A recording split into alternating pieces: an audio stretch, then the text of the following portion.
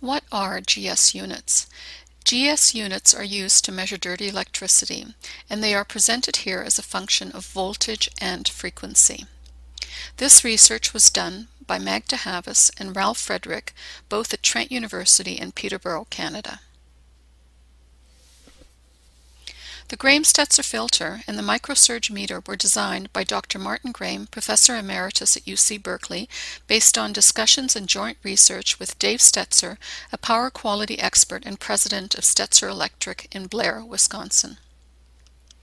The microsurge meter is an inexpensive tool designed to measure poor power quality, commonly referred to as dirty electricity, on electrical wires. It works optimally for frequencies between 4 and 150 kilohertz. The microsurge meter on the left shows a reading of 488 GS units.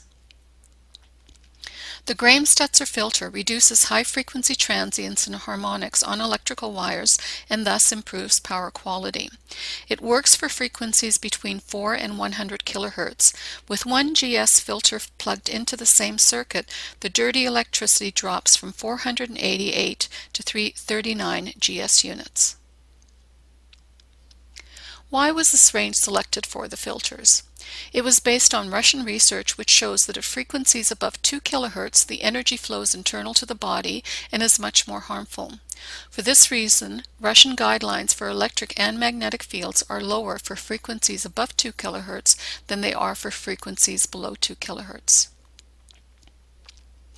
What levels of GS units are safe? According to our research, levels below 40 have been associated with reduced blood sugar among diabetics and reduced tremors among those who have multiple sclerosis. However, levels below 25 are required by those who are extremely sensitive. The electromagnetic spectrum is divided into different frequency categories, with extremely low frequency at the bottom, followed by radio frequency that overlaps with microwaves and radar. Infrared radiation and visible light complete the non-ionizing part of the electromagnetic spectrum. Ultraviolet radiation as well as X-rays and gamma rays are ionizing, which means they have enough energy to break bonds within molecules and to damage DNA. The two frequency bands within the non-ionizing part of the electromagnetic spectrum that have received the most attention include power frequencies at 50 and 60 Hz that fall within the extremely low frequency band, and microwave radiation at the upper part of the radio frequency band associated with technologies used for wireless communication and heating. The World Health Organization recognizes another band of the electromagnetic spectrum classified as intermediate frequency that includes 30 Hz to 10 MHz. Poor power quality or dirty electricity falls within this range of intermediate frequencies. What is a GS unit? According to Dave Stetzer, a GS unit is a measure of the energy on electrical wires generated by high-frequency transients and harmonics and is influenced by voltage amplitude and frequency. What we did.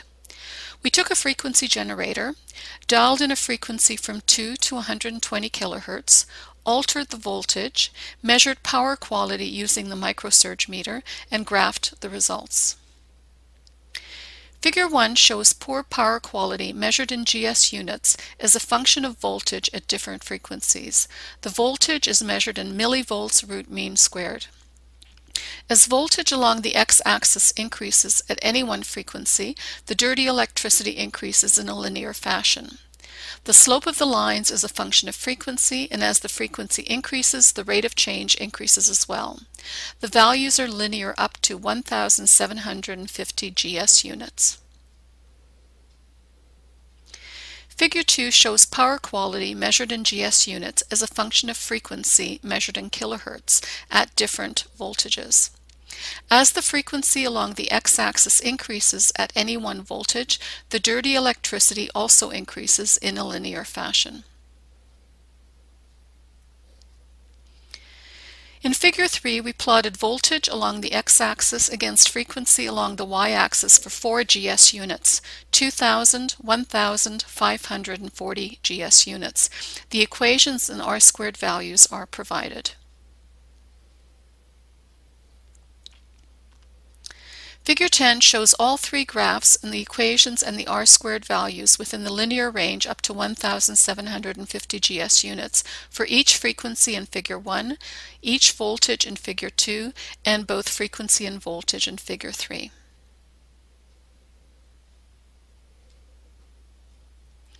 Another argument we hear is, but the energy is on the wire and doesn't radiate through the air into the room. If that were the case, how do you explain the following results? We took a fluke scope meter that has two channels, and we took a light bulb to measure what radiation was emitted from the light bulb.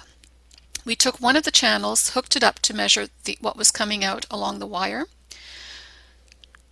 We took another channel to measure what was actually emitted through the air at 0.5 meters from the light bulb. We did this research in a rural area of Wisconsin where there are no cell towers and very other sources of interference in our testing. Everything that is in red is what was coming out along the wire.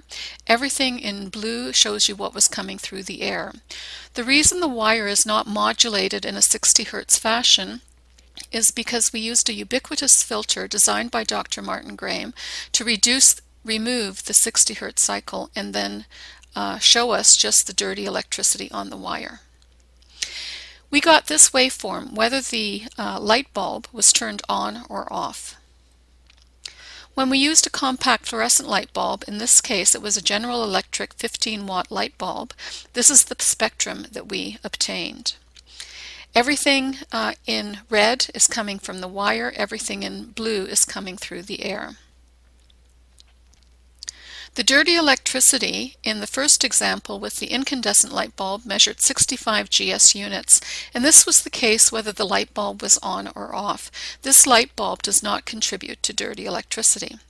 However, with the compact fluorescent light bulb, the dirty electricity jumped to 298 GS units.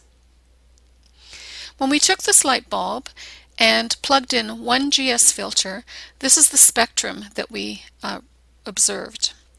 With one filter, the levels of dirty electricity on the wire and the amount of radiation coming through the air were both significantly reduced. The dirty electricity dropped from 298 to 26 GS units. And this is what the spectral distribution looked like for the same light bulb. You can see here a number of high frequency bands that are showing up in the spectral distribution. Once again, when we took that compact fluorescent light bulb and introduced one GS filter, we significantly reduced the amount of energy radiating through the air.